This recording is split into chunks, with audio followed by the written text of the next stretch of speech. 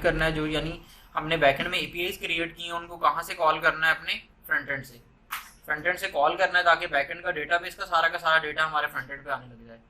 ठीक है, यानी जो डेटाबेस में ब्लॉक्स पड़े हुए हैं वो फ्रंट एंड पे शो होने लग जाए, ये करना है हमने। तो यहाँ पे अभी मेरी डायरेक्टरी कौन सी है, माई ऐप। तो यहाँ से पहले तो मैं अपनी डायरेक्टरी चेंज करूंगा माई ऐप से किसमें, बैकएंड में, बैकएंड, और इसको कर लेते हैं npm स्टार्ट। बैकएंड के अंदर जो ये स्क्रिप्ट है पैकेज.json के थ्रू वो हमारा जो है वो सर्वर स्टार्ट हो जाएगा। यहाँ पे जाके इसको जो है टेस्ट भी कर लेते हैं, कौन सी पोर्ट पे ये रन हो रहा है, 4500 पे रन हो रहा है। और स्लैश अगर मैं ब्लॉग्स पे जाऊंगा तो वहाँ पे मुझे जो है ब्लॉग्स भी शो हो रहे हैं। ये इतना हमने काम जो किया, ये सिंगली एक हमने ब्लॉग क्रिएट किया था। अच्छा, एक ब्लॉग, इस ब्लॉग का ये जो अभी डेटाबेस में पड़ा हुआ है, इसमें ना तो हमारे पास टाइटल है और मतलब डेटा नहीं है अभी। इसको जो है ना देखते हैं कि क्यों ये डेटा नहीं एग्जिस्ट कर रहा। लोकल होस्ट वाले डेटाबेस को मैं कनेक्ट करता हूँ और यहाँ से चलते हैं। ब्लॉग ऐप हमने बनाई थी, ब्लॉग ऐप, ये है ब्लॉग ऐप, और इसको करते हैं चेक। तो ये एक जो ब्लॉग पड़ा उसको मैं डिलीट कर रहा हूँ और एक और जो नया ब्लॉग क्या कर लेते हैं, एक बार के लिए क्रिएट करके टेस्ट कर लेते हैं कि क्या दूसरी पोस्ट वाली एपीआई भी चल रही है। मैं पोस्टमैन के थ्रू उस एपीआई को टेस्ट कर रहा हूँ कि जो पोस्ट वाली एपीआई वो वर्क कर रही है नहीं कर रही। गेट वाली तो कर रही है, देखें गेट से हमें जो ब्लॉग्स गेट हो रहे हैं। यहाँ से पोस्ट वाली एपीआई को टेस्ट करने के लिए पोस्टमैन को ओपन किया और इधर वो हम टेस्ट कर लेते हैं। चलिए,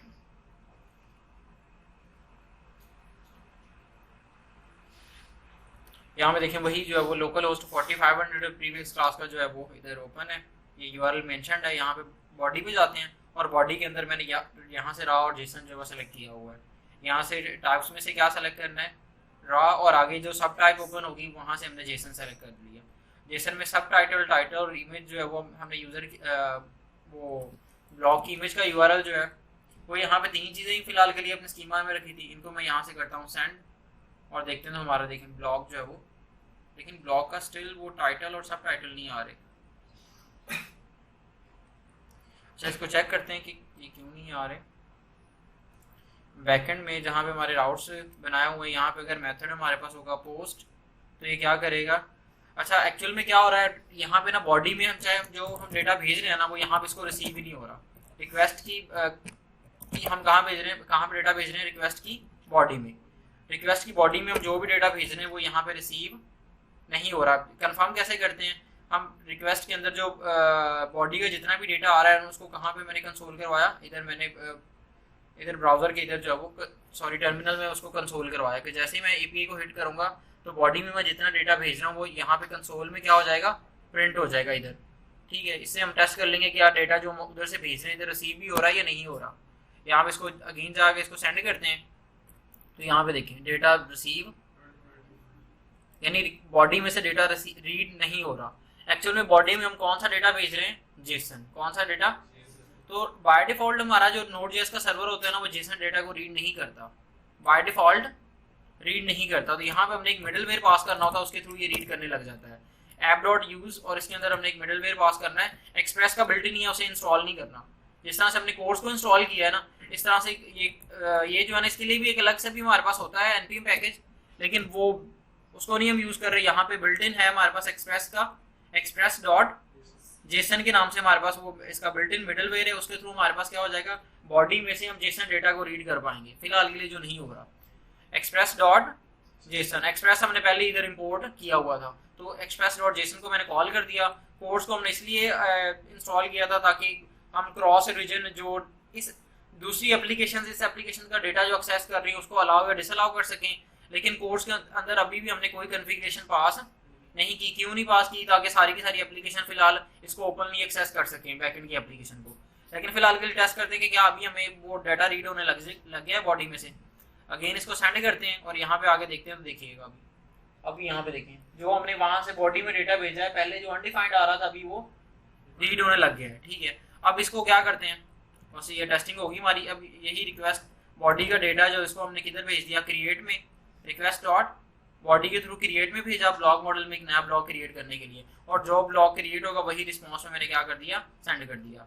पहले जो एक ब्लॉग जो हमने ये इधर क्रिएट हुआ इसको मैं डिलीट कर रहा हूँ और अब जो है इसको टेस्ट करते हैं। अब ये जो ब्लॉग है इसको मैंने यहाँ से किया डेटा को सेंड, तो यहाँ पे दिखेगा। अब जो वो सारी फील्ड्स ही डेटाबेस में स्टोर हुई है, टाइटल भी स्टोर हुआ है, सब टाइटल भी, इमेज का यूआरएल भी, बाकी सारा डेटा भी स्टोर हो रहा है। जिन्होंने ये बैकएंड का कोड किया था उनमें उनके भी इशू आ रहा होगा कि सिर्फ जो है ना बाकी फील्ड्स नहीं आ रही थी, सिर्फ और सिर्फ। अच्छा, तो कौन कौन सी फील्ड आ रही थी बाय डिफॉल्ट? आईडी वगैरह ऑटोमेटिक ही आ गई थी, क्रिएटेड अपडेटेड ऑटोमेटिक ही आ रहा था, क्योंकि वो हम नहीं इंसर्ट कर रहे थे, वो ऑटोमेटिक जो वो क्रिएट हो रहे थे। ठीक है, तो अब देखें जो हम फील्ड्स भेज रहे हैं वो भी साथ जो है वो स्टोर होने लग गई हैं, यानी दोनों एपीआई चलने लग गई हैं। यहीं से अगर मैं इसको गेट करूंगा, गेट के मेथड के साथ इसी सेम यूआरएल को हिट करूंगा, तो मुझे ब्लॉग्स डेटाबेस में जो ऑलरेडी स्टोर्ड हैं वो मिल जाएंगे। अगर मैं मेथड पोस्ट के साथ इसी को हिट करूंगा और बॉडी में डेटा भेजूंगा, तो क्या होगा, नया ब्लॉग क्या हो जाएगा, क्रिएट हो जाएगा। यानी दोनों केसेस में हमारा यूआरएल क्या सेम ही रह रहा है। समझ आ रही है? दोनों केसेस में यूआरएल हमारा सेम है। यहाँ पे देखें राउट में हमारे पास जो ना पाथ जो है वो सेम है, इधर भी स्लैश ही है और इधर भी क्या है, स्लैश ही है, लेकिन डिफरेंस कहाँ पे? यहाँ पे मेथड गेट है और यहाँ पे मेथड क्या है, पोस्ट है। अच्छा, तो अब ये जो हमने दो एपीआई क्रिएट किए, इन्हीं को हम कहाँ से कॉल करेंगे? अपने फ्रंट एंड से। ये टर्मिनल को मैं नीचे फ्रंट एंड को भी स्टार्ट कर लेते हैं साथ ही। बैकएंड हमारा स्टार्ट हुआ यहीं से, मैं टर्मिनल को यहाँ से सेपरेट कर लेता हूँ। और अभी इसका फोल्डर कौन सा सेट हुआ इसका भी बाय डिफॉल्ट डायरेक्टरी बैकएंड, तो मैं सीडी डबल डॉट करके बैकएंड से बाहर आके जाता हूँ, सीडी फ्रंट एंड।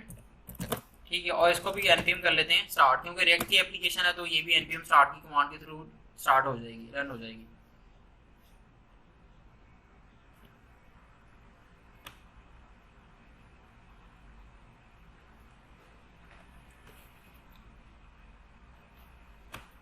ओके, तो देखिए ये फ्रंट एंड की एप्लीकेशन भी ऑलमोस्ट ओपन हो गई।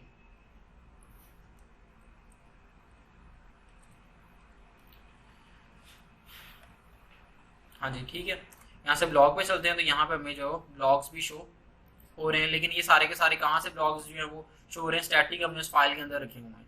अब क्या करते हैं, डेटाबेस में से ब्लॉग्स को फैच करते हैं और उधर शो करते हैं। ये जो ब्लॉग्स इधर हमें ये जो हमने फाइल में ऐसे ही रखे हुए हैं, उनको क्या करते हैं, यहाँ पे बैकएंड से जो है वो फैच करते हैं। यहाँ पे सोर्स के अंदर जो मैंने डेटाबेस की फाइल बनाई हुई है, इसी के अंदर ये जो मैं ब्लॉग्स जो है वो जो उधर से फैच कर रहा हूँ, यहाँ पे एक मैं फंक्शन बना लेता हूँ, इसका मैंने नाम लगती है लेट्स सपोज गेट ब्लॉग्स। क्या बना लिया, गेट ब्लॉग्स के नाम से एक फंक्शन बना लिया। ठीक है, और इस फंक्शन ये फंक्शन क्या करेगा, डेटाबेस में से ब्लॉग को फैच करेगा।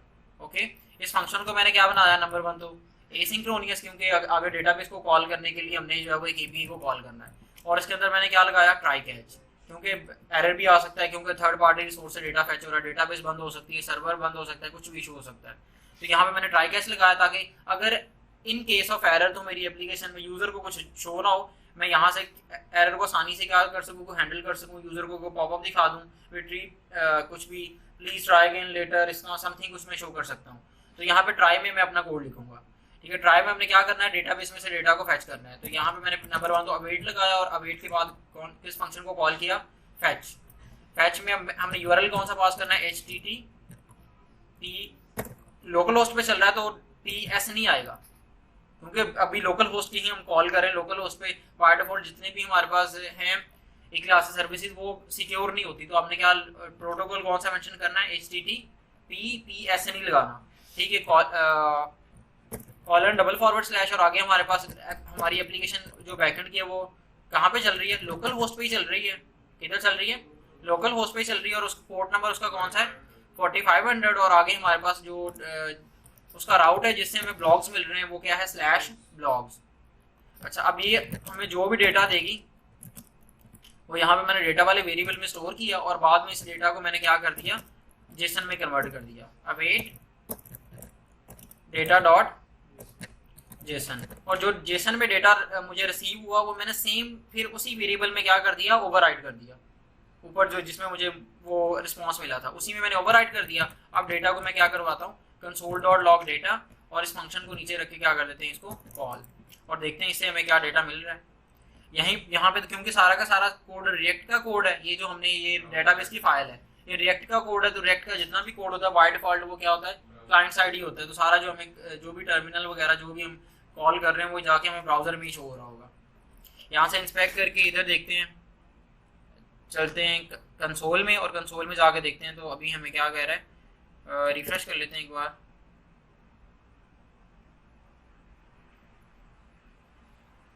एक मिनट, यहाँ पे ये जो फंक्शन है ना, इसको हम क्या करते हैं, यहाँ से ना एक्सपोर्ट कर देते हैं। यहाँ पे आई थिंक ये कॉल नहीं हो रहा, यहाँ से फंक्शन को हम क्या कर देते हैं, एक्सपोर्ट।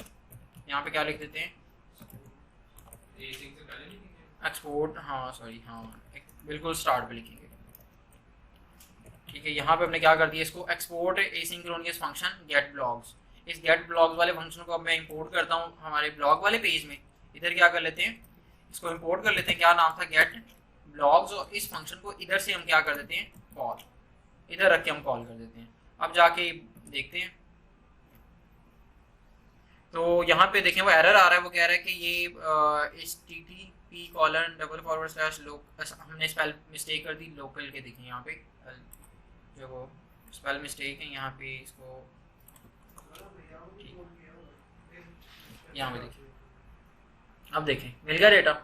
ये कहाँ से, डेटाबेस वाली फाइल की लाइन नंबर 52 से ये प्रिंट हुआ। तो यहाँ पे देखें ऑलमोस्ट वो लाइन नंबर 52 ही एग्जैक्ट, बल्कि 52 ही है। और यहाँ पे हमें क्या मिली है, एक ऑब्जेक्ट मिला है। क्या मिला है, एक ऑब्जेक्ट, और उस ऑब्जेक्ट के अंदर एक की है, किस नाम से, ब्लॉग्स के नाम से की है। उसके अंदर हमारे सारे के सारे ब्लॉग्स की क्या है, आगे एरे, ऐसा ही है। तो डेटा के अंदर हमारे पास क्या है, डेटा के अंदर हमारे पास एक है ब्लॉग्स, क्या नाम है, ब्लॉग्स के नाम से हमारे पास है एक की। देखें तो उसके अंदर पूरी की पूरी आगे है ब्लॉग्स की अरे। यहाँ पे देखा, अब इसको मैं रिफ्रेश करता हूँ, अब तो मुझे क्या मिल रही है, एरे, क्योंकि यहाँ से मैंने क्या प्रिंट करवाया है, डेटा डॉट ब्लॉग्स। अब यही जो ब्लॉग्स है इनको मैं क्या कर रहा हूँ, यहाँ से रिटर्न क्या कर देता हूँ, यहाँ से मैं रिटर्न करता हूँ कि जहां पे फंक्शन को कॉल किया गया है वहीं पे ये क्या हो जाए, रिटर्न हो जाए। तो कॉल हम कहाँ पे कर रहे हैं, इधर, इधर ही कॉल कर रहे हैं ना। ये देखें ना, इधर हम फंक्शन को कॉल कर रहे हैं। तो अब ये जो है वो डेटा हमें इधर मिल जाएगा, वो सारा डेटा किधर मिल जाएगा, यहाँ से हम फंक्शन को कॉल कर रहे हैं तो डेटा के किस में रिसीव हो जाएगा, इस डेटा वाले वेरिएबल में। ये आगे फंक्शन इधर क्या है हमारे पास, ये फंक्शन इधर हमारे पास है एसिंक्रोनियस फंक्शन है, ऐसे ही है। फंक्शन एसिंक्रोनियस है तो इधर भी मुझे क्या करना पड़ेगा, इसको इससे पहले क्या लगाना पड़ेगा, अवेट, और इधर फंक्शन को भी, इस फंक्शन को भी किस में कन्वर्ट करना पड़ेगा, एसिंक्रोनियस में। चेक करते हैं। अच्छा, बाय डिफॉल्ट जितने भी हमारे पास फंक्शनल कंपोनेंट्स होते हैं ना, उनको हम एसिंक्रोनियस नहीं बना सकते। एक चीज आपने हमेशा याद रखनी कि जितने भी हमारे पास क्लाइंट साइड वाले फंक्शनल कंपोनेंट है, देखिए इसको हम फंक्शनल कंपोनेंट क्यों कह रहे हैं, नंबर 1 तो इसका फर्स्ट लेटर कैपिटल है, और नंबर 2 इसमें से क्या चीज कोई JSX रिटर्न हो रहा है। तो ये हमारे पास क्या एक फंक्शनल कंपोनेंट है। तो फंक्शनल कंपोनेंट को कहीं पे भी रिएक्ट नेटिव कहीं पे भी मैं इसको जो है वो क्लाइंट साइड अगर कंपोनेंट हो, ये सारा का सारा क्लाइंट साइड पे जा रहा है ना, तो इसको मैं एसिंक्रोनियस नहीं बना सकता। तो फिर इसका हल क्या है कि इसके अंदर हम आगे एसिंक्रोनस फंक्शन बना लें। यानी ये जो गेट ब्लॉक्स कर रहा हूँ ना, अगर ये वाला फंक्शन यहाँ से मैं कट करके इस फाइल में ही कॉल कर दूँ, और इसको अब एक्सपोर्ट तो नहीं करेंगे क्योंकि अब तो इधर ही मुझे चाहिए था, इधर ही मैंने उसको कॉल कर दिया। तो देखें अब ये जो फंक्शन है, ये गेट ब्लॉक्स के नाम से जो फंक्शन है, अब हमें उस फंक्शन को इधर मैं कॉल कर देता हूँ। देखिएगा, अब देखें ये जो डेटा है ये अब मुझे रिटर्न भी नहीं करना, क्योंकि रिटर्न तो तब करता अगर मैं कहीं और पे कॉल कर रहा हूँ, कहीं और कॉल, अब मैं रिटर्न भी से नहीं करता। अब ये जो डेटा आ रहा है इसे मैं क्या करता हूँ, ऊपर एक स्टेट में स्टोर कर लेता हूँ। क्या करता हूँ, एक स्टेट बनाता हूँ। मैंने लेट सपोज ब्लॉग्स के नाम से एक स्टेट बनाई और बाद में कर दिया सेट ब्लॉग सेट ब्लॉग, और इसमें कौन सी स्टेट, किसके थ्रू स्टेट बनाई, यूज स्टेट, और बाय डिफॉल्ट से क्या रख दिया मैंने, एम्प्टी।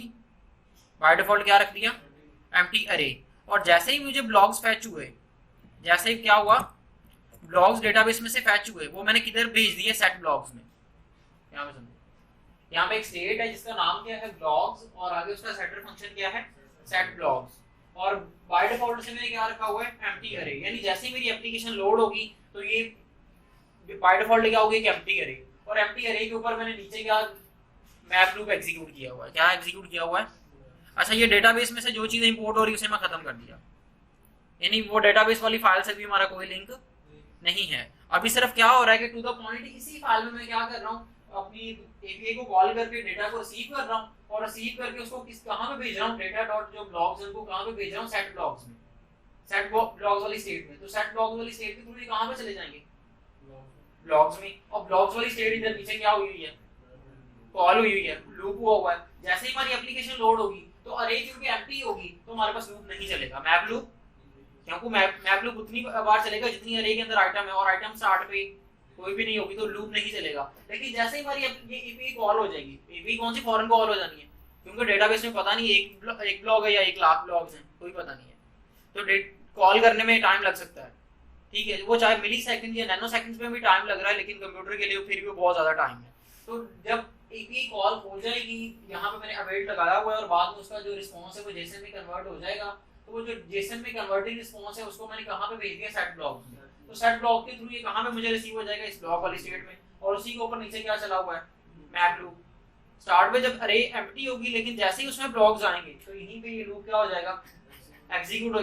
क्यों एग्जीक्यूट हो जाएगा, क्योंकि ये एक स्टेट है, ब्लॉक्स क्या है, एक स्टेट है, और स्टेट में क्योंकि यहाँ से क्या आएगा, चेंज आएगा। तो जैसे ही स्टेट में चेंज आता है, तो हमने यूज स्टेट में पढ़ा हुआ है, यूज स्टेट में जैसे ही स्टेट में चेंज आता है तो हमारे पास कंपोनेंट क्या होता है, उतना कंपोनेंट का पार्ट क्या होता है, रीरेंडर होता है। तो इतना ये जो पार्ट होगा वो ये क्या होगा, रीरेंडर होगा। तो जैसे ही रीरेंडर होगा तो लूप चलेगा, और जितनी हमें वो ब्लॉक्स मिले उतनी बार लूप चल के हमें क्या शो करवा देगा, सारे कार्ड्स। ऐसे ही है, यहाँ पे देखते हैं। अच्छा, अब जो हमें बैकएंड से, अब ये जितनी बार लूप चलेगा, हर बार हर एक ब्लॉक मुझे कहाँ पे मिलेगा, वी में। हर एक बार एक ब्लॉक का जो ऑब्जेक्ट है मुझे किस में मिलेगा, वी में मिलेगा, और वी यानी वैल्यू में मिलेगा, और वैल्यू में कहाँ पे भेज रहा हूँ, ब्लॉक कार्ड में। ब्लॉक कार्ड के कौन से प्रॉप में, ब्लॉक के प्रॉप में। अब ब्लॉक के प्रॉप इसमें मैं कंट्रोल को प्रेस करके इस पे क्लिक करता हूँ तो मैं चले जाऊंगा ब्लॉक कार्ड में। अब देखिए प्रॉप्स के अंदर मैंने कौन से प्रॉप में डेटा भेजा है, ब्लॉक के नाम से एक मैंने प्रॉप बनाया, उसके अंदर मैंने वो ब्लॉक भेजा है। अब देखें, अब ये प्रॉप डॉट ब्लॉक, और अब देखें prop dot block dot ID. अब आईडी तो हमें डेटाबेस से आ ही नहीं रही, क्या आ रहा है, अंडरस्कोर आईडी। क्या आ रही है, अंडरस्कोर आईडी आ रही है, आईडी के नाम से कोई फील्ड नहीं है। तो यहाँ पे मैंने क्या लगा दिया, अंडरस्कोर आईडी। और इधर सब टाइटल भी आ रहा है, टाइटल भी आ रहा है, और क्या चीज़ है, और कोई चीज़ जो हमें रिसीव ना हो रही हो, बाकी ठीक है। और ये जी बाकी सब कुछ ठीक है। इसको जाके चेक करते हैं, तो यहाँ पे देखिए ये वही ब्लॉग है जो डेटाबेस में हमारा स्टोर है, वही हमें मिल गया है। ये जो हमने ऑथर वगैरह लिखा हुआ है, इसको मैं थोड़ी देर के लिए कमेंट कर रहा हूँ, ऑथर भी कमेंट कर दिया, रीड मोर चले बढ़ा रहे। और ये जो हमने जो ऐड टू कार्ड वाला बटन बनाया उसको भी मैंने क्या कर दिया, कमेंट कर दिया। वो तो वैसे हम टेस्टिंग के लिए बना रहे। यहाँ पे देखिए हेलो, और डिस्क्रिप्शन सब टाइटल में हमने क्या लिखा था, हाय, वही आ गया। अब मैं एक और जाके ब्लॉग डेटा यहाँ से पोस्ट कर देता हूँ। यहाँ से एक और मैंने ब्लॉग पोस्ट कर दिया, लेट्स सपोज टॉप 10। नहीं, फ्रंट एंड से फॉर्म बनाएंगे ना इसका भी। अभी हमने एक एपीआई अटैच की है, कौन सी, गेट मेथड वाली। अब पोस्ट वाली भी फ्रंट एंड पे इंटीग्रेट करेंगे।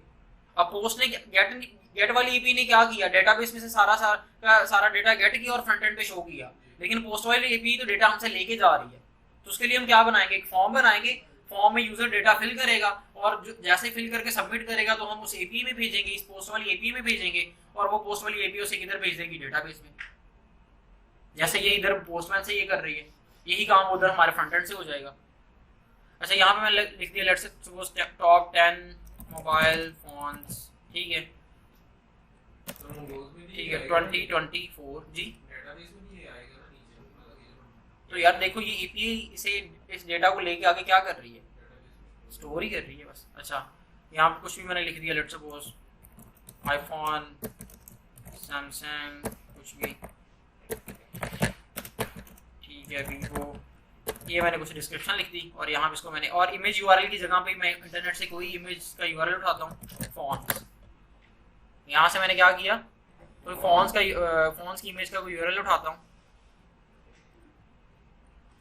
यहाँ से इस इमेज पे मैंने क्लिक किया, और इसके यूआरएल को कॉपी करने के लिए right click, copy image, address, और इस एड्रेस को मैंने कहाँ पे पेस्ट कर दिया, इधर पोस्टमैन में IMG की जगह पे इधर मैंने पेस्ट कर दिया, और इसको यहाँ से कर दिया सेंड। तो यहाँ पे देखिए ये भी ब्लॉग हमारा डेटाबेस में क्या हो गया है, पोस्ट हो गया, स्टोर हो गया है। यहाँ पे फ्रंट एंड पे आके ये भी क्या हो गया, शो हो गया। अब पिक्चर क्यों नहीं शो रही, क्योंकि पिक्चर पे अभी हमने वो जो है ना लॉजिक हमने डिफरेंट लगाई हुई है। यहाँ पे देखिए पिक्चर के ऊपर हमने वो पहले उधर से फैच कर रहे थे लॉरम से, लेकिन अब हमें कहाँ से मिल रहा है blog, prop dot blog dot IMG, prop dot blog dot IMG में मिल रही है बैकएंड से। तो यहाँ पे देखें ओके। अब इमेज स्ट्रेच सी हो रही है, क्योंकि यहाँ पे हमने क्या किया, इमेज को सिर्फ एस्पेक्ट रेशो दी हुई है। यहाँ पे होता है हमारे पास एक होता है ऑब्जेक्ट फिट, इसको हम कर देते हैं ऑब्जेक्ट फिट कवर। तो इसके थ्रू ये जो है ना ये स्ट्रेच नहीं होगी, ये थोड़ी सी साइडों से क्रॉप हो जाएगी लेकिन स्ट्रेच नहीं होगी। देखिए एक क्रॉपिंग भी नहीं हुआ करेगी, क्योंकि अभी हम रैंडम हमने इमेज का साइज उठा लिया। जब हम प्रॉपर एप्लीकेशन बनाएंगे तो वहाँ पे अपना जब यूज़र इमेज अपलोड करेगा ना, तो उससे हम क्रॉप करवाएंगे कि जी इस रेशो में ही आपकी इमेज अपलोड होगी। जैसे आपके सोशल मीडिया या कहीं पे भी आप लिंक्डइन या कोई भी अपनी प्रोफाइल वगैरह क्रिएट करते हैं, तो वो कहता है कि इस साइज में बैनर होना चाहिए, इस साइज में ही आपकी प्रोफाइल पिक होनी चाहिए। ठीक है, आपसे प्रोफाइल पिक हमेशा वो स्क्वायर में ही सेलेक्ट करवाता है, क्योंकि उसने बाद में उसको बॉर्डर रेडियस देके उसको सर्कल में दिखाना होता है। ठीक है, इस तरह की चीज़ें। तो यहाँ पे देखें इसकी क्यों नहीं इमेज शो हो रही, क्योंकि हमने स्टोर ही नहीं की डेटाबेस में। यहाँ पे भी इसकी भी मैं कोई बल्कि ये वाला ब्लॉग ही मैं क्या कर रहा हूँ, यहाँ से इसको फाइंड करके इस ब्लॉग को मैं क्या कर रहा हूँ कि हाई हेलो वाले को इसको यहाँ से रिमूव कर रहा हूँ। यानी मैं जितने भी यहाँ से अब कोई अब मैं लैपटॉप्स एक और कर लेता हूँ, एक और बस कर लेते हैं, और बाद में हम नेक्स्ट डे को फर्दर जो मूव करते हैं।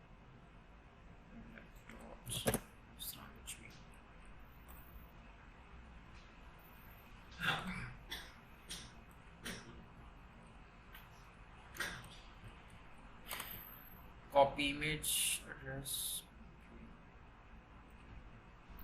एक और जो है वो यहाँ यहीं पे ब्लॉग जो है अपलोड कर देते हैं। ये मैंने न्यू यूआरएल लगा दिया, जहाँ पे टॉप 10 मोबाइल्स आ रहे हैं, यहाँ पे मैं बस लैपटॉप्स जी वहीं से उठा लें।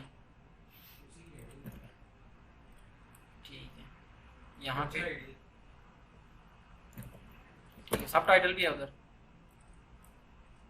ठीक है, यहाँ से कोई मैंने सब टाइटल बस उठा लिया, टेस्टिंग कर रहे हैं बाद में। और वैसे भी हमने ब्लॉग राइटर नहीं बनना, हमने डेवलपर बनना है, हमें फ़र्क नहीं पड़ता जो भी है टेक्स्ट। यहाँ पे देखें, ये भी हमारा ब्लॉग जो क्या हो गया, पब्लिश हो गया। यहाँ पे जाके इसको देखें तो ये देखें 5 थिंग्स जो भी था वो ब्लॉग यहाँ पे शो होने लग गए। ओके, अब रीड मोर पे क्लिक करने से क्या होगा, इसकी आगे जो पेज ओपन होगा डिटेल वाला पेज। अब रीड मोर पे अभी क्या कह रहा है, blog/undefined आ रहा है, यानी हमारे लिंक में कोई इशू आ रहा है, क्योंकि यहाँ पे मैंने ब्लॉग क्या लिखी हुई है, ID। हालांकि डेटाबेस में से क्या मिल रही है, अंडरस्कोर ID। आप देखें, अब रीड मोर पे आता हूँ तो यहाँ पे क्या पाथ बन रहा है, blog/ वही डेटाबेस वाली मोंगोस की ID। क्लिक करते हैं, डिटेल वाले पेज पे जाएगा, लेकिन अब अभी हमने सिंगल ब्लॉक को गेट करने वाला फंक्शन क्रिएट नहीं किया हुआ। इसी यहाँ पे ये जो लॉजिक लिखी हुई है, ब्लॉक को गेट करना और एक स्टेट में स्टोर करवाना, ठीक है, फंक्शन को कॉल करना, इसी को मैं यहाँ से कॉपी कर रहा हूँ, इसी लॉजिक को, और लेके चले जाता हूँ। इसी लॉजिक को मैं ब्लॉग की डिटेल वाले पेज में ले जाता हूँ, ब्लॉग डिटेल। अच्छा, ब्लॉग की डिटेल वाले, अब यहाँ पे ये जो फंक्शन है गेट ब्लॉग्स, इसको मैं क्या कर देता हूँ, गेट फंक्शन का मैं या फिर कुछ भी गेट सिंगल ब्लॉग कर दिया, और उसमें मैं क्या भेजूंगा, ID। क्या भेजूंगा, ID। नहीं, वो तो आगे जो है वो देखो, डेटाबेस में जो फील्ड का नाम है वो तो _ID है, लेकिन फिलहाल के लिए और एक और हमने काम, अभी तक हमने बैकएंड पे कोई API नहीं बनाई हुई जो कि हमें सिंगल ब्लॉग दे। क्या बनाई हुई है हमने, नहीं, पहले वो क्रिएट कर लें, इसको बाद में लिखते हैं। इसको एज इट इज इधर पड़ा रहने देते हैं, पहले बैकएंड में चलते हैं और वहाँ पे एक ऐसी API क्रिएट करते हैं जो कि हमें एक सिंगल ब्लॉग रिटर्न करे। बैकएंड में जाके राउट्स में जाके ब्लॉग वाले राउट्स में ही हमने ये हमें सारे के सारे ब्लॉग रिटर्न कर रही है, और ये वाली API क्या कर रही है, एक नया ब्लॉग क्रिएट कर रही है जो सारे के सारे ब्लॉग से रिटर्न कर रही है। यहीं पे एक मैं कंडीशन लगा देता हूँ, इधर ही क्या लगा देता हूँ, एक कंडीशन कि इसमें अगर मैंने कोई क्यूरी में अगर ID भेज दी तो क्या हो जाएगी, मुझे वही सिंगल ब्लॉग ही मिल जाएगा। क्या होगा, इसी में API को क्या करना, मैं रीयूज कर लूंगा कि अगर इसमें मैंने क्यूरी में अगर ID भेज दी ना तो क्या हो जाएगा, मुझे सिंगल ब्लॉग मिलेगा। अगर मैंने ID ना भेजी तो सारे ब्लॉग मिल जाएंगे। यहीं पे इफ एल्स लगा देते हैं। तो यहाँ पे मैं एक जो है ना मैच के नाम से एक ना क्या बना लेता हूँ, एक एम्प्टी ऑब्जेक्ट बना लेता हूँ। किस नाम से, मैच के नाम से एक मैंने एम्प्टी ऑब्जेक्ट एक बार बनाया। बल्कि ये वाला तरीका जो है ना थोड़ा सा, इसको बाद में देखते हैं मैं सिंगल, क्योंकि इसमें आगे एक और कॉन्सेप्ट इन्वॉल्व हो जाना है। इसी को कॉपी किया मैंने, इसी API को अलग ही API बनाते हैं, ठीक है। और इसमें इसका भी मेथड मैंने गेट ही रखा, लेकिन इसका मैंने राउट का नाम क्या रख दिया, /सिंगल। क्या रख दिया, सिंगल। मैंने /सिंगल ब्लॉग /सिंगल, या फिर इसको कर देते हैं मेथड इसका गेट ही है। इसको मैं क्या कर रहा हूँ, इसको मैं डायनामिक URL बना रहा हूँ। क्या बना रहा हूँ, कॉलन लगा के मैंने क्या लिख दिया, ID। क्या लिख दिया, कॉलन लगा के, यानी मुझे फ्रंट एंड से जो भी मुझे ID मिलेगी ना, मैं स्लैश लगा के अपना इस API को हिट कर दूंगा और स्लैश लगा के क्या भेज दूंगा, ID। और ID मुझे ऑटोमेटिक इस ID वाले वेरिएबल में इधर रिसीव हो जाएगी। इसको टेस्ट करते हैं कि किस तरह से काम करेगा, फिर इसको जो है ना आपको मैं बताता हूँ। response.send में कर देता हूँ, बस ब्लॉग में लिख दिया। इस API को मैं आपको टेस्ट करके बताता हूँ कि किस तरह से वर्क करेगी। और इस पर हम ना कुछ और चीज़ें भी जो है ना डिस्कस कर लेते हैं। कंसोल डॉट लॉग, अच्छा रिक्वेस्ट वाली साइड से हमें क्या काम चीज़ें सेंड कर सकते हैं। एक तो रिक्वेस्ट में हमारे पास एक बॉडी होती है, हम बॉडी में कुछ डेटा सेंड कर सकते हैं, ऐसे ही है। एक रिक्वेस्ट के अंदर क्यूरी होती है, रिक्वेस्ट डॉट क्यूरी होती है, हम क्यूरी में कोई डेटा सेंड कर सकते हैं। एक रिक्वेस्ट डॉट पैरम्स होते हैं, क्या होता है रिक्वेस्ट डॉट पैरम्स। तीन तरह से, मतलब अभी और भी बड़े तरीके हैं, लेकिन मेनली ये तीन तरह से ना हम जो है ना डेटाबेस में ना डेटा जो है ना, मतलब कुछ फिल्टर्स वगैरह कुछ रिक्वेस्ट के अंदर जो डेटा पास कर रहे होते हैं, मेनली इन तीन में पास कर रहे होते हैं। अगर हमने सर्वर को कोई डेटा भेजना, या तो हम बॉडी में भेज देते हैं, या फिर हम कहाँ पे भेज देते हैं, क्यूरी में, या फिर हम कहाँ पे भेज देते हैं, पैरम्स में। पैरम्स हमारे पास होते हैं डायनामिक राउट्स। क्या होते हैं पैरम्स? जैसे हमारे पास, पहले तो इसको मैं उधर से आपको टेस्ट करके दिखाता हूँ। जो भी डेटा आ रहा है मैं क्या कर रहा हूँ, उसको कंसोल में प्रिंट करवा रहा हूँ। क्या कर रहा हूँ, कंसोल में प्रिंट हो रहा है। ये फ्रंट एंड को साइड पे रखते हैं, फिलहाल हम सिर्फ बैक एंड पे फोकस कर रहे हैं। यहीं पे देखिएगा, ये एक एपीआई है जिसको मैं गेट के मेथड के साथ हिट करता हूँ तो मुझे क्या मिल जाता है, सारे के सारे ब्लॉक्स। ठीक है, अगर मैं इसको पोस्ट के साथ हिट करूँ तो वो निचले वाली एपीआई हिट हो जाएगी। लेकिन अगर मेरा मेथड गेट ही है, लेकिन ब्लॉक्स की बजाय मैंने कुछ भी लिख दिया, एबीसी या कुछ भी लिख दिया, तो ये जो मैंने एबीसी लिखा है, अब इसके लिए क्या होगा, ये ऐसे ही चल रहा है जैसे हमारे पास ये था। जैसे हम क्या कर रहे थे, यहाँ पे लिख देता मैं स्टैटिक, जैसे क्या लिख देता, ये मतलब काम इसी तरह से, ये है काम यही। मैं चाहे स्टैटिक लिख दूं, चाहे मैं ये लिख दूं, वर्क ये बनेगा डायनामिक राउटिंग, बनेगा डायनामिक राउटिंग। चाहे मैं यहाँ पे स्टैटिक लिख दूं, चाहे स्टैटिक लिख दूं, चाहे मैं ये कॉलन आईडी लगा दूं। पहले मैं आपको स्टैटिक के साथ टेस्ट करवाता हूँ। यहाँ पे मैंने क्या लगा दिया, सिंपल स्टैटिक लगा दिया। और यहाँ पे मैं जो है ना इसको टेस्ट करके अब कंसोल में देखते हैं कि कंसोल में क्या चीज़ आती है। इसको लेफ्ट पे रखते हैं और इस पोस्टमैन को राइट पे रख के आपको ये टेस्ट करवाता हूँ। इस एपीआई को यहाँ से मैंने कॉपी किया,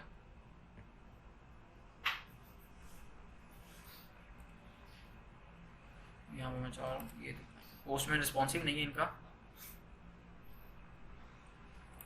इसको फुली स्क्रीन रखना पड़ेगा। अच्छा, यहाँ पे मैंने न्यू एम्प्टी टैब ले लिया, यहाँ पे इसको टेस्ट करते हैं। यहाँ पे वो यूआरएल मैंने पेस्ट कर दिया।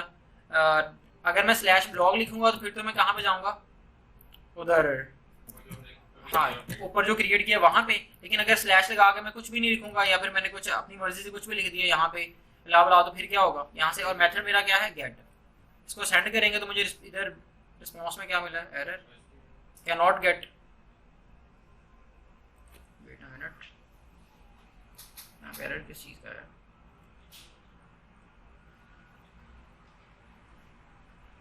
सॉरी हमने वो तो लिखना था ना स्लैश ब्लॉग, क्योंकि हमने वो तो लिखा ही नहीं। क्योंकि मेनली राउट तो जो होम वाली फाइल में जो राउट आगे करना है वो तो हमने मेंशन किया ही नहीं, जो इंडेक्स वाली फाइल में पड़ा हुआ है। ये बात समझ रहे हैं? यहाँ पे देखें, पहले तो रिक्वेस्ट हमारे पास ब्लॉग्स पे आनी है ना, फिर आगे वो इस फाइल की तरफ फॉरवर्ड होनी है। तो पहले मुझे क्या लिखना है, स्लैश ब्लॉग्स, और स्लैश ब्लॉग्स के आगे मैं कुछ भी मेंशन कर सकता हूँ।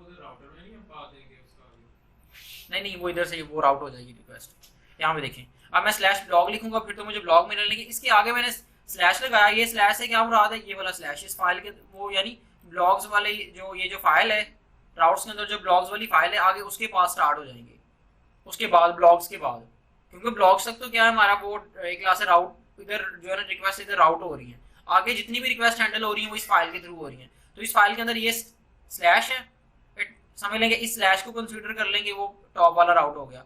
लेकिन इस स्लैश के आगे मैंने अगर कुछ भी लिख दिया तो फिर कौन सी रिक्वेस्ट, कौन सी एपीआई हिट होने लग जाएगी, ये वाली, ये निचले वाली। मेथड गेट ही है और इधर मैंने भी क्या रखा हुआ है, मेथड गेट ही रखा हुआ है। अब इसको सेंड करते हैं तो देखिएगा वो यही एपीआई हिट हो रही है जिसको हम कंसीडर कर रहे थे, यही। अच्छा, इसने कंसोल में क्या क्या चीजें प्रिंट की हैं, इसे बॉडी प्रिंट करनी चाहिए थी, क्यूरी और थर्ड नंबर पे पैरम्स। देखते हैं इसने तीनों में क्या क्या चीजें हमें भेजी हैं। बॉडी भी क्या है, एम्प्टी, क्यूरी भी क्या है, एम्प्टी, लेकिन उसे थर्ड नंबर पे हमारे पास क्या था, पैरम्स। पैरम्स में उसने क्या उठाया कि आपने एक पैरम पास किया है, ठीक है, और जो हमने लिखा था वहां पे वही मुझे इधर रिसीव हो गया। स्लैश लगा के मैंने कुछ लिखा था ना, अपनी मर्जी से कुछ भी लिख दिया था, तो मुझे ऑटोमेटिक इसमें मिल गया जीरो में। अच्छा, वो यहाँ पे यानी ये स्टैटिक से क्या हुआ, यानी ये स्टैटिक की जगह में फ्रंट एंड से जो भी राइट कर रहा हूँ वो ऑटोमेटिक मुझे जो है ना पैरम्स में रिसीव हो रहा है। कहाँ पे रिसीव हो रहा है, पैरम्स में। और पैरम्स में अगर मैं एक स्लैश लगा के स्टैटिक लिखा है और एक और मैं स्लैश लगा के स्टैटिक लिख दूँ, स्लैश लगा के एक और मैंने क्या लिख दिया, स्टैटिक। अब देखिएगा, अब मैं दो बार स्लैश लगा के दो बार जो है ना कुछ भी वैल्यू, पहले मैंने लेट्स सपोज लिख दिया ए, पहले मैंने क्या लिख दिया, और स्लैश लगा के मैंने क्या लिख दिया, बी। अब ये जो ए मुझे किस में मिल जाएगा, 0 में, और बी किस में मिल जाएगा, 1 में। इसको करते हैं सेंड। देखिएगा 0 में क्या मिला, ए, और 1 में क्या मिला, बी ऑब्जेक्ट। लेकिन यहाँ पे मैं अगर स्टैरिक ना लगाता, यहाँ पे मैं कॉलन लिख देता आईडी, क्या लिख देता, कॉलन। तो यहाँ पे देखिएगा, अब यहाँ पे जो भी मैंने डेटा भेजना है, ठीक हो गया, वो ऑटोमेटिक ये आईडी के नाम से पैरम जनरेट होगा। जहां पे ये 01 के नाम से पैरम जनरेट हो रहा है ना, अब किस नाम से जनरेट होगा, आईडी के नाम से जो पैरम जनरेट होगा, और उसके अंदर हमें जो ए मिलेगा। ए किस में मिलेगा, अब आईडी के नाम से एक पैरम होगा। यहाँ पे देखिए, अब इसको करता हूँ मैं सेंड। देखिएगा मुझे यहाँ पे क्या, नहीं दो भी लगा दें, कोई इशू नहीं है।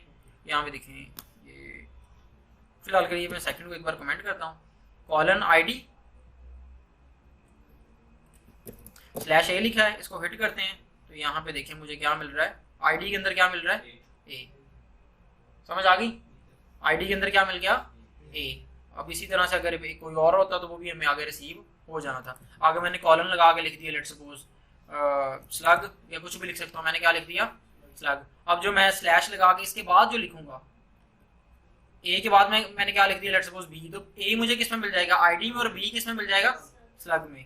सेंड किया, यहाँ पे देखते हैं, एक आईडी ए है और स्लग क्या है, बी है। यानी ये हमारे डायनामिक राउट वर्क करने लग गए हैं। अब लेकिन इनमें से अभी हमें क्या चाहिए था, सिर्फ सिंगल एक आईडी चाहिए थी। यानी मैं स्लैश लगा के जो भी लिखूंगा मुझे किस में रिसीव हो जाए, आईडी में रिसीव हो जाए। अब यहाँ पे मैं किसकी आईडी भेजूंगा, ब्लॉक की आईडी भेजूंगा। किस चीज की, ब्लॉक की आईडी भेजूंगा। पहले तो मैं ना सिंगल इसी तरह से इसको हिट करता हूँ स्लैश ब्लॉक के साथ, तो मुझे क्या मिल गए, यहाँ पे सारे ब्लॉक्स मिल जाएंगे। यहाँ पे किसी एक ब्लॉक की मैंने आईडी को कॉपी कर लिया और स्लैश लगा के क्या लिख दी, वो वाली आईडी।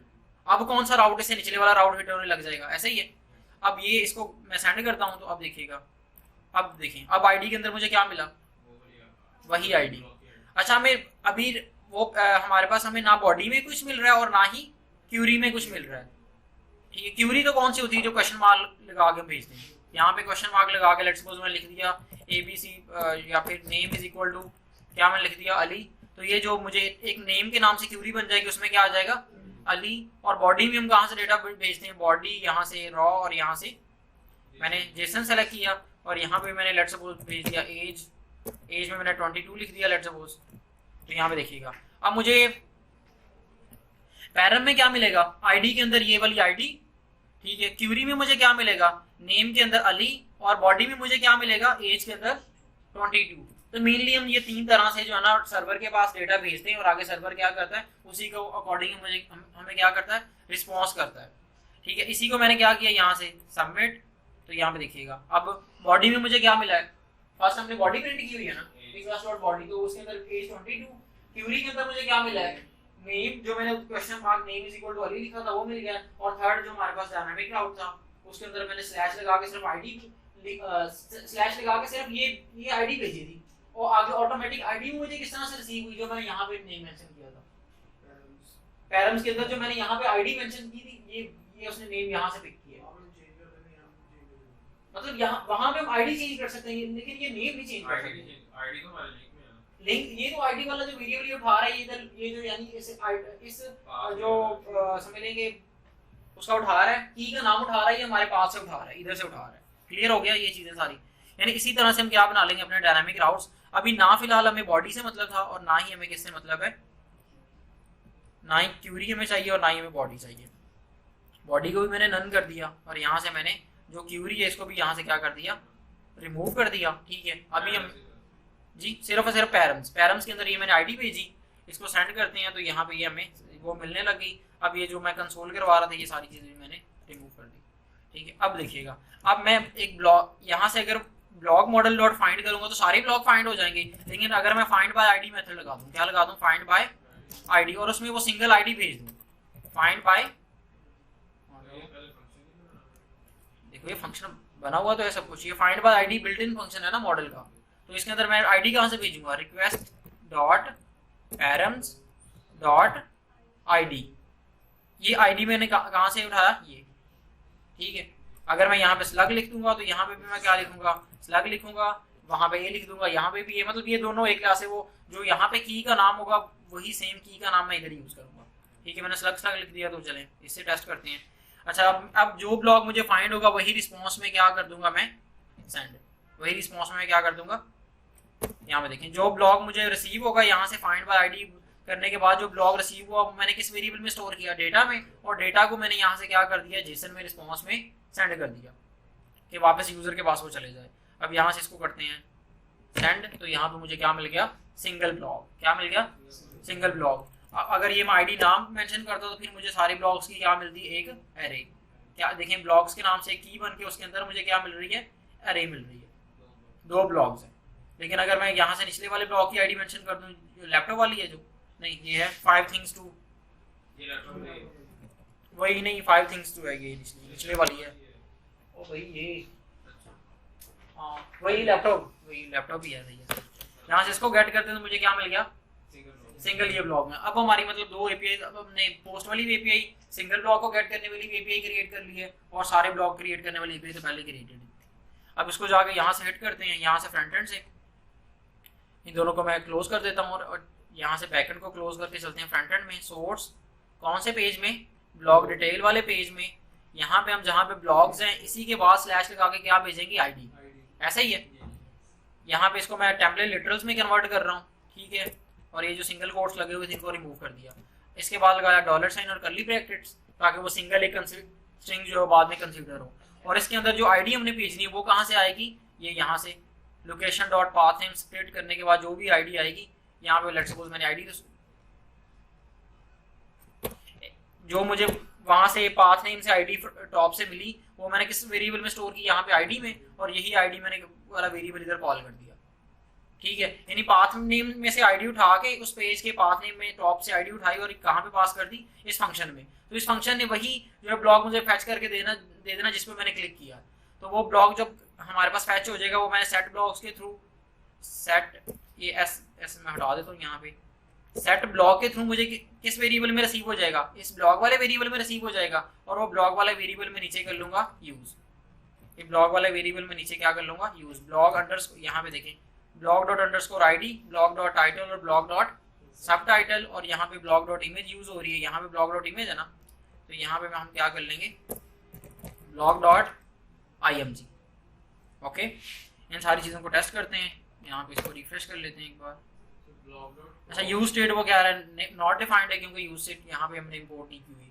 तो रिएक्ट में से हमने क्या यहाँ पे इंपोर्ट कर लेते हैं यूज स्टेट, क्योंकि यूज स्टेट यहाँ पे हमारी हो रही है यूज। तो यहाँ पे देखिए हमें, चलो ब्लॉग पे चलते हैं। मुझे लगता है हमने कोई ऐसा ब्लॉग, रीड मोर पे क्लिक किया, क्या हुआ, सिंगल ब्लॉग। अच्छा गेट सिंगल ब्लॉग वाले फंक्शन को हमने कॉल ही नहीं किया हुआ, गेट सिंगल ब्लॉग वाले फंक्शन को हमने क्या कर दिया, कॉल कर दिया। तो यहाँ देखिए वो कह रहा है IMG नहीं मिल रही अभी भी स्टिल, या फिर मुझे लगता है सिंगल ब्लॉग मिल ही नहीं रहा। अच्छा हमने उसमें बाय डिफॉल्ट एम्प्टी अरे रखा हुआ है, तो अरे की बजाय मैं क्या कर देता हूँ, एम्प्टी स्ट्रिंग रख देता हूँ। और यहाँ पे मैं कंडीशन लगाता हूँ कि अगर ब्लॉग मिला, क्योंकि स्टार्ट में ब्लॉग नहीं रिसीव होगा जैसे हमारी एप्लीकेशन लोड होगी, क्योंकि सब कुछ क्लाइंट साइड पे रेंडर हो रहा है। तो यहाँ पे मैंने क्या लगाया, क्वेश्चन मार्क लगा दी कि अगर ब्लॉग फाइंड हो जाए तो उसका इमेज फाइंड करना, अगर ब्लॉग ही नहीं फाइंड हुआ तो वेट करो। यहाँ पे देखो नहीं, still can't read subtitle title image. देखते हैं कंसोल डॉट लॉग करते हैं, हमारे पास जो ब्लॉग है क्या ब्लॉग में रिसीव हो भी रहा है या नहीं हो रहा, सिंगल ब्लॉग नहीं रिसीव हो रहा। वेट ब्लॉग्स स्लैश में क्या भेजूंगा आईडी। अच्छा इसको ना फ्रंट एंड से जाके एनालाइज करते हैं, यहाँ से इंस्पेक्ट करते हैं, और यहाँ पे हमारे पास एक टैब होता है नेटवर्क का, कौन सा, नेटवर्क। और नेटवर्क में हम जाके चेक कर सकते हैं कि कौन कौन सी थर्ड पार्टी सर्विसेज कॉल हो रही हैं। एक क्लास है अभी ब्लॉग जो हम फैच कर रहे हैं वो भी तो थर्ड पार्टी सर्विस ही है ना, कि अलग वो 4500 पोर्ट पे चल रही है, अलग एक एप्लीकेशन है, और फ्रंट एंड की अलग एप्लीकेशन है। इसको एंटर करते हैं तो यहाँ पे देखिएगा, चेक करते हैं कि यहाँ पे कोई ये देखिए जो आईडी है 66 वाली, यहाँ पे क्या हिट हो रही है। यहाँ पे देखिए ये फंक्शन हिट हो रहा है, क्या रिस्पॉन्स आ रहा है, रिस्पॉन्स में हमारे पास ब्लॉग भी आ रहा है, रिस्पॉन्स के अंदर ब्लॉग भी रिसीव हो रहा है। लेकिन यहाँ पे मैंने क्या किया हुआ है, यहाँ पे देखिए जो डेटा आ रहा था वो डेटा डॉट ब्लॉग नहीं है, यहाँ पे तो डायरेक्टली ब्लॉग का ऑब्जेक्ट है। तो डायरेक्टली मैंने डेटा जो आया वो किसमें स्टोर कर दिया, सेट ब्लॉग में। अब देखिए वो रिसीव हो गया। टॉप 10 मोबाइल फोन्स आ गया, यहाँ पे ब्लॉग वाले पेज पे आते हैं। ये इस पर क्लिक करते हैं लैपटॉप पे, तो देखिए लैपटॉप वाला हो गया। हाँ जी, ये चीज़ समझ आई है। यहाँ पे देखते हैं एक बार, ये जो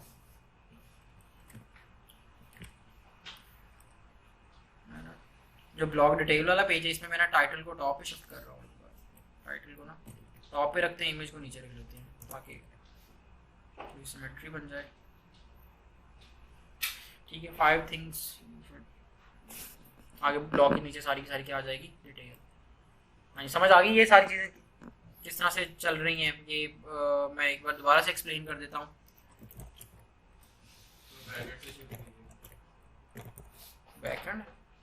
बैकएंड से शुरू क्यों? नहीं, इतना नहीं पीछे जाएंगे हम।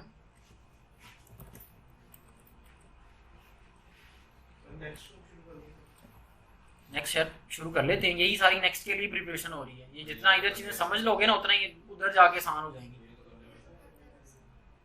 एक्चुअल में ये सारी चीजें उधर भी हैं, लेकिन चाहे इधर स्टडी कर लें चाहे उधर स्टडी कर लें, ठीक है, वहां पे थोड़ी सी चीजें आसान हो जाएंगी, इससे भी ज्यादा आसान हो जाएगी। उसमें राउटिंग वगैरह खुद हो जाएगी, डायनेमिक राउट बड़ी आसानी से बन जाएंगे। यानी बहुत सारे काम जो हम मैनुअल कर रहे हैं वो वहां पे ऑटोमेटिक एपी वगैरह में खुद बनानी पड़ेगी, बस हमारी राउटिंग खुद हो जाएगी। राउटिंग उधर जो फोल्डर हम बनाएंगे राउट खुद बन जाएगा।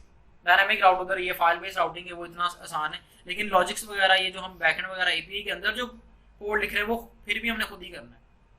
लेकिन क्योंकि वो तो हमारी अपनी बिजनेस लॉजिक है कि हम कौन सी एप्लीकेशन बना रहे हैं किस पर्पज के लिए, वो नहीं नेक्स्ट खुद बना देगा। अच्छा, यहाँ पे कहने के दोबारा से एक्सप्लेन कर दूं। अच्छा, बैकएंड में अब हमने क्या किया कि दोबारा से सारा कुछ, अच्छा देखिए यहाँ पे राउट से, यहाँ पे हमने क्या, बिल्कुल स्टार्ट पे तो हमने एक्सप्रेस को इंपोर्ट किया हुआ है, मोंगोज इंपोर्ट किया हुआ, अपनी एप्लीकेशन क्रिएट की। ये कोर्स के नाम से जो npm पैकेज इसे हमने क्यों इंस्टॉल किया, ताकि ये वाली एप्लीकेशन जो 4500 पे चल रही है ये किसी दूसरी एप्लीकेशन को अलाउ कर सके इसका डेटा, ताकि वो कॉल कर सके, रिसीव कर सके। क्योंकि वो जो हमारी फ्रंट एंड है वो 3000 अलग से एक पोर्ट है उस पर चल रहा है, तो जब उसने 4500 को कॉल करना है तो वो एरर आ जाना है वहाँ पे। तो हमने यहाँ पे कोर्स वाले npm पैकेज को इंस्टॉल किया और यहाँ से हर चीज़ को क्या कर दिया, अलाउ कर दिया। लेकिन इसके अंदर हमारे पास ऑप्शंस होती हैं कि हम जो है ना कौन कौन सी चीज़ें अलाउ कर सकें और कौन कौन सी चीज़ें अलाउ नहीं करनी। ओरिजिन और पोर्ट नंबर बहुत कुछ होता है। यानी जैसे वाइट लिस्टेड आईपीज होते हैं कि हम कोई सर्विस बाय करते हैं तो वो सर्विस जो है ना हमारे हम खुद ही यूज़ कर सकते हैं, आगे किसी को नहीं दे सकते, ऐसे होता है सिस्टम। अच्छा, यहाँ पे ये कर रहा है। उसके बाद हमने बॉडी, जब हमने एक ब्लॉग नया क्रिएट करना था तो हमने बॉडी में से डेटा को रीड करना था, और बॉडी में डेटा किस टाइप में आ रहा था, जेसन फॉर्म में। तो हमने एक और मिडलवेयर क्रिएट किया, एक्सप्रेस डॉट जेसन का, जो बिल्ट इन ही था एक्सप्रेस का, जिसने हमें क्या किया, बॉडी में से जेसन डेटा को रीड करने की एबिलिटी एक क्लास से दी। उसके बाद हमने एक और थर्ड हमने मिडलवेयर क्रिएट किया जो कि क्या करेगा, अगर हमारी रिक्वेस्ट आ रही है इस सर्वर की तरफ, अगर वो स्टार्ट हो रही है /blog से, तो वो क्या करेगा, उसको कहाँ पे रीडायरेक्ट कर देगा, राउट्स के अंदर फाइल पड़ी हुई है ब्लॉग्स, उसकी तरफ रीडायरेक्ट कर देगा। और नीचे हमने क्या किया हुआ है, अपने डेटाबेस को कनेक्ट किया हुआ है लोकल होस्ट की, और नीचे ऐप को डिफाइन किया हुआ है कि ऐप किस पोर्ट पे लिसन करेगी, 4500 पे।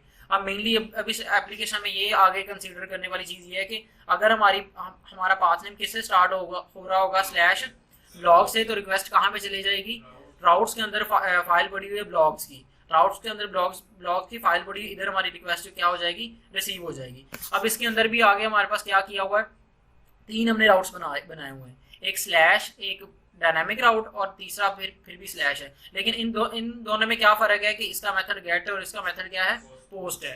तो ये जो गेट वाली है एपीआई, अगर मेरा / लगा के ब्लॉग्स, मेरा पाथ नेम क्या होगा, लोकल होस्ट 4500 /blogs, और उसके बाद क्या / यानी कुछ भी / को हम एग्जाम कर सकते हैं।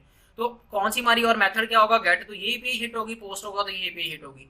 अगर मेथड गेट होगा तो क्या होगा, ब्लॉग्स मॉडल यानी डेटाबेस में से जितने भी ब्लॉग्स हुए हैं वो पड़े हुए हैं वो फाइंड होंगे, और रिस्पॉन्स में किधर चले जाएंगे, जहां से रिक्वेस्ट आई है उधर रिस्पॉन्स में वापस वो ब्लॉग्स चले जाएंगे। उसके बाद क्या हो रहा है कि अगर मेथड पोस्ट होगा तो रिक्वेस्ट की बॉडी में जो हमने डेटा भेजा है उससे क्या होगा, एक नया ब्लॉग क्या हो जाएगा, क्रिएट हो जाएगा, और वो भी ब्लॉग्स मॉडल के थ्रू वहां पे क्या हो जाएगा, सेव हो जाएगा। और जो ब्लॉग क्रिएट हुआ है वही हमें रिस्पॉन्स में क्या हो जाएगा, रिटर्न भी हो जाएगा, जिससे फर्क नहीं पड़ता, ठीक है। उसके बाद अगर हमारे पास हमारा एक डायनामिक राउट हुआ, यानी हमारा राउट हुआ स्लैश ब्लॉग और स्लैश लगा के कुछ भी, ठीक है, मतलब कुछ भी एक डायनामिक राउट हुआ, तो फिर क्या होगा, ये वाला राउट हिट हो जाएगा। और इसके अंदर जो मैंने स्लैश लगा के कुछ भी लिखा है वो एक पैरम के अंदर, वो मुझे किस में मिल जाएगा, स्लग के नाम से एक पैरम जनरेट होगा, उसके अंदर रिसीव हो जाएगा। और वो मैंने पैरम्स में से वो स्लग निकाला और किस फंक्शन में पास कर दिया, फाइंड ब्लॉक बाय आईडी, ठीक है, find by ID. Find by ID के जरिए मुझे सिंगल ब्लॉक मिल जाएगा और वो सिंगल ब्लॉक भी क्या हो जाएगा, रिस्पॉन्स में सेंड हो जाएगा। तो अभी तक हमने ये 3 एपीआई जो है वो यहाँ पे क्रिएट की हैं, एक सारे ब्लॉक्स को गेट कर रही है, एक सिंगल ब्लॉक को गेट कर रही है और एक नया ब्लॉक क्या कर रही है, क्रिएट कर रही है डेटाबेस में। अब ये जो एपीआई हमने ये जो बैकएंड क्रिएट किया है, ये सेम बैकएंड हमारा किसी भी सर्विस के थ्रू जो है इसको कॉल किया जा सकता है, यानी किसी भी फ्रंट एंड के थ्रू जो हमने बैकएंड क्रिएट किया है इसको कहीं किसी भी फ्रंट एंड से कॉल किया जा सकता है। जैसे अगर मैं मोबाइल एप्लीकेशन बना रहा हूँ तो ये सारा same backend as it is उठ के मोबाइल एप्लीकेशन में चले जाएगा। मैं मतलब मैं बैकएंड में मेनली मैं क्या क्रिएट कर रहा हूँ, एपीआई, वो एपीआई को मैं जहां से मर्जी कॉल कर रहा हूँ, बस वो पाथ ये जो है ना, पाथ यही होने चाहिए। नहीं, कॉल करने का तरीका भी ऑलमोस्ट यही है, ठीक है। अगर मैं रिएक्ट नेटिव यूज कर रहा हूँ तो उसमें भी लैंग्वेज कौन सी है, जावास्क्रिप्ट ही है, तो वहां पे भी मेथड मैं कौन सा यूज करूंगा, एपीआई को गेट कर कॉल करने के लिए फैची। तो एज इट इज सेम ये लॉजिक क्या हो जाएगी, इंप्लीमेंट हो जाएगी।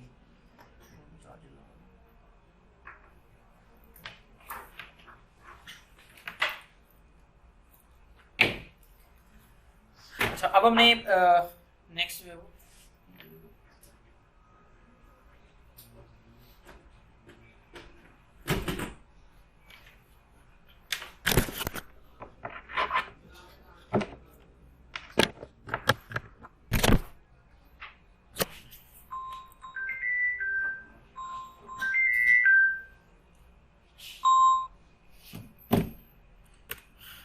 टाइम भी 15 मिनट हो गया, कोई बात नहीं, वीडियो देखें। अच्छा, अब हमने ना थोड़ा सा स्पीड अप करना है चीज़ों को, तो साथ साथ कर लें, अदरवाइज जो रह गया वो पीछे ही है, ठीक है। आगे नेक्स्ट चीज़ को स्टार्ट करना है, ये फ्रंट एंड यहीं तक। अब देखें आगे नेक्स्ट क्या होगा, हम एक फॉर्म क्रिएट करेंगे जिसके थ्रू क्या होगा, हमारा जो है ना डेटा जो है वो फिल करेंगे और वही उसी के थ्रू हम क्या कर देंगे, पोस्ट वाली एपीआई कॉल कर देंगे। तो जो हम ब्लॉग लिखेंगे वही क्या हो जाएगा, डेटाबेस में स्टोर हो जाएगा, ठीक है। लेकिन इस पूरी की पूरी ये जो फ्रंट एंड अलग चल रहा है, बैक एंड अलग चल रहा है, इसमें मसला क्या है कि हमने नेक्स्ट चीज पे जाना है। सबसे बड़ा रीजन जो है ना यहाँ पे वो ये है कि हमारे पास हर चीज क्लाइंट साइड रेंडर हो रही है। मेन रीजन क्या है नेक्स्ट चीज पे मूव करने का, क्लाइंट साइड। जितनी चीजें क्लाइंट साइड पे, जितना भी कोड हमारा क्लाइंट साइड पे रेंडर हो रहा है ना, उसमें जो हम मिसाल के तौर पर ब्लॉग्स जो हैं वो, अगर मैं इस पेज पे जाऊँ, ये जो ब्लॉग्स हैं, ठीक है, ये इसी को अगर हम कंसिडर कर लें, तो क्या ये इन ब्लॉग्स की एसईओ हो सकती है? क्या ये जो टाइटल्स हैं ये क्या सर्च इंजन में रैंक कर सकते हैं? नहीं कर सकते। क्यों? यूजर को तो नजर आ रहे हैं, लेकिन सर्च इंजन ने किस चीज को देखना है, पेज सोर्स को। किसको? Page source. और पेज सोर्स में क्या है? नथिंग। यहाँ पे एक डिव है जिसके अंदर सिर्फ आईडी लगी हुई है, आर और आगे खाली है सब कुछ। अगर इस क्योंकि सब कुछ किधर आगे रेंडर हो रहा है, क्लाइंट साइड पे, और क्लाइंट साइड को उसने नहीं देखना, उसने देखना है कि सर्वर ने क्या भेजा है। सर्वर ने क्या कुछ टाइटल्स भेजे हैं? सर्वर ने तो टाइटल भेजे ही नहीं।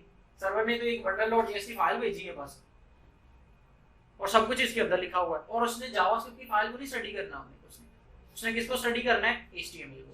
HTML के उसने देखना है कौन से H2 है, कौन से H1 है, क्या पैराग्राफ है, क्या स्ट्रॉन्ग टैग लगा हुआ है, क्या लिस्ट बनी हुई है। उसने हमारी HTML के जो समझ लेंगे बेसिक हमारे पास है ना वो टैग्स, उनको स्टडी करके उनके अंदर जो से कीवर्ड मिल रहे हैं ना, उनके ऊपर हमारी वेबसाइट को रैंक करना है। और इसके अंदर तो है ही कुछ भी नहीं। तो मेन ये रीजन है कि हमने सर्वर नंबर 1 तो ये क्लाइंट साइड रेंडरिंग को सर्वर साइड रेंडरिंग में शिफ्ट करना है, ताकि हमारी वेबसाइट की क्या हो सके, एसईओ हो सके, एसईओ फ्रेंडली एप्लीकेशन बन सके। और कुछ ऐसा कोड जो कि हमारे लिए सिक्योर है, उसको सर्वर पे रन करने की एबिलिटी मिलेगी। क्या होगा, मतलब कोई भी ऐसा कोड, मिसाल के तौर पर मुझे कोई ट्रांजैक्शन परफॉर्म करनी है, क्या करनी है, फ्रंट एंड मैंने कोई एप्लीकेशन बनाई जिसके थ्रू क्या होनी है, कोई ट्रांजैक्शन परफॉर्म होनी है, ठीक है। अब मैं क्या करूंगा, उसका कोड में क्लाइंट साइड पे नहीं कंपाइल करना चाहता, क्योंकि पता है कोई मसला है। क्योंकि देखिए जो क्लाइंट साइड पे कोड आ गया, इट मींस वो bundle.js में आ गया, और bundle.js में जाके कोई भी कोड जो है ना, यानी जिसने थोड़ा सा रिएक्ट की, हाउ नाउ नहीं भी है, वो यहाँ से जाके कुछ चीजें फाइंड कर सकता है, क्रेडिट कार्ड्स और इस तरह के पासवर्ड, उसके डिटेल्स जो फाइंड हो सकते हैं किसी न किसी तरीके, ठीक है। तो यानी हमने कुछ ऐसा कोड है जो कि क्लाइंट साइड पे शिफ्ट नहीं करना, तो वो भी नहीं रिएक्ट में किया जा सकता। ठीक है, उसको हमें कहाँ पे एक अलग से नोड के सर्वर पे रन करना पड़ेगा।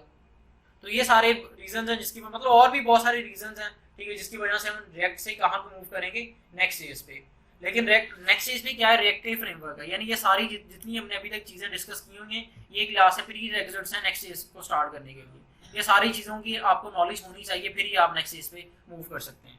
ठीक है, तो जितना हमने काम किया ये इतना हमने रिएक्ट और ये दोनों की एप्लीकेशन बना ली। इससे नेक्स्ट क्लास में हम मतलब जो भी आगे काम करेंगे वो नेक्स्ट स्टेज पे करेंगे। तो सैटरडे की क्लास ठीक है। में देख लेने ताकि जो पिछला सारा काम किया है वो सैटरडे तक कंप्लीट हो। मींस कि सैटरडे को मंडे से कर लेते हैं, चलें ठीक है। तो ना आपने ये इतना जो है ना एप्लीकेशन ये दोनों क्रिएट कर लेनी है।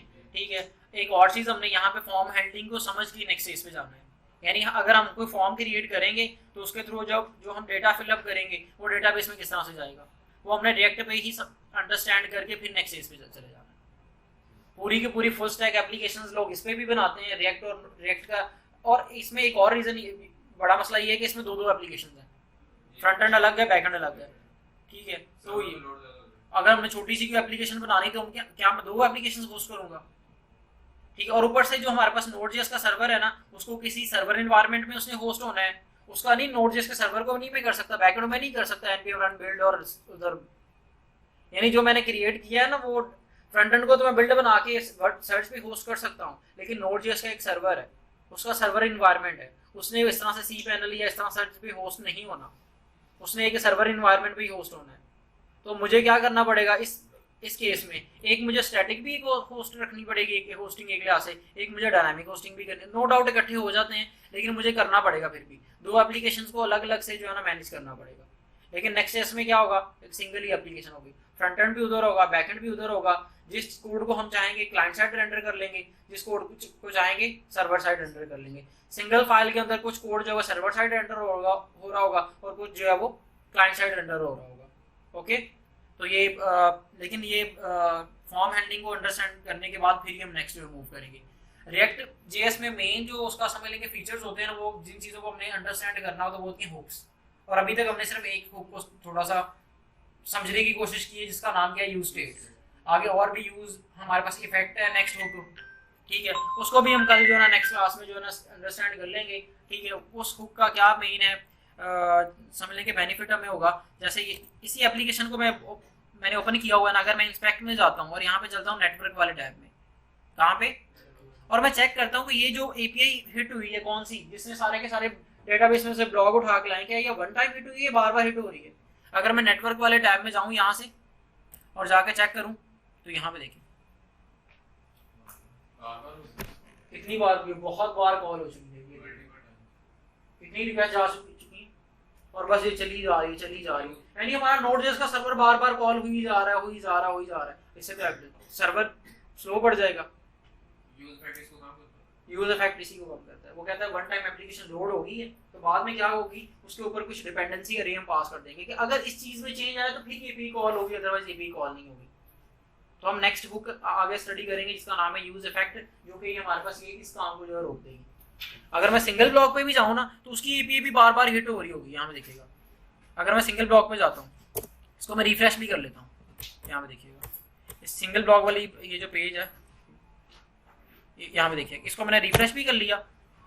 यहाँ पे देखिए मैं इसको क्लीन भी कर देता हूँ, सारी रिक्वेस्ट क्लीन हो जाए। मैं क्लीन भी कर रहा हूँ, फिर भी देखिए मेरे क्लीन करने के दौरान ही कितनी बार कॉल हो जाती है, यानी इतनी बार हमारी वो एपीआई देखिए कॉल हो ही जा रही है सर्वर को। ओके, तो इस चीज को भी हम देखेंगे कि ये किस तरह से रिजॉल्व करना है। ये नेक्स्ट हुक होगी हमारे पास यूज इफेक्ट, और दो तीन और इम्पोर्टेंट हुक्स हैं